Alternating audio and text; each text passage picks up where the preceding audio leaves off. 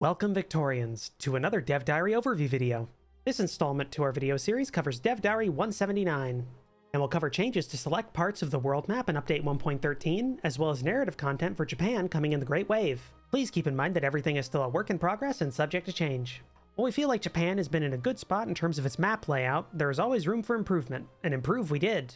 There have been a host of changes, both large and small, from Osaka essentially becoming its own state to reflect the city's importance, to many small splits and mergers of others to better match the historical realities of the era.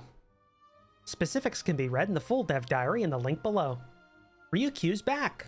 The kingdom is a bit smaller than before, but it's received some love in the form of increased sugar production. Hokkaido has seen a lot of changes to help reflect the very complex situation of the island during this era. The Kuril Islands have been merged with the Sakhalin State region, allowing for the maximalist territorial ambitions of both Japan and Russia to be achievable. There have been some minor tweaks to the resources in and around Japan, meaning a smaller scale industrial revolution is possible, but the path to becoming an industrial behemoth will require the player to gain access to foreign markets or states.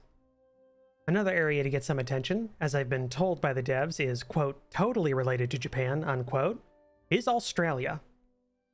This region has seen some major changes through the years since release, with the latest round of reworks being some of the most ambitious. While some liberties had to be taken when it came to the existence of South Australia, as well as the population and culture of some of the pops, we hope the new state of the region better reflects the time period.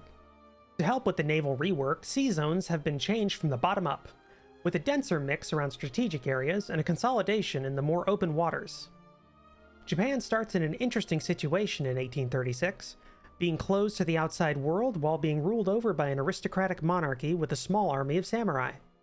Though under the surface, its high literacy rate and sizable urban middle class provide a basis for modernization. One major obstacle players will have to overcome is the Edo status system. This places all urban pops in the lower strata and limits their social mobility greatly. If you are able to abolish the Sengoku and close border law, Japan will receive the Honorable Restoration journal entry. This chain of events pits pro-shogunate and emperor revival factions against each other, the full details and specifics of which are available in the full Dev Diary. One aspect of this journal entry you may see are the new informational displays, which are from the new scripted widget system in this update. If the shogunate is overthrown and the emperor restored, then Japan will enter the Meiji Restoration. Content relating to this that was already in the game has been remixed and brought up to the level of polish of the rest of the content in this update. The rest of the narrative content for Japan is included in the Great Wave, such as the Tiempo Crisis and the Mission to the West. New events will also trigger once Japan reopens its ports. Ryukyu gets some time in the spotlight alongside of Hokkaido. There is also content dealing with the colonization of Korea after the peninsula is conquered. Another aspect covered in a journal entry is the vertically integrated industrial cartels called Zaibatsu.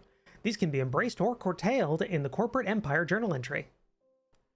All of these journal entries and events are covered in great detail in the full Dev Diary post on our forums in the link below. With that, we come to the end of this Dev Diary overview. Thank you for watching!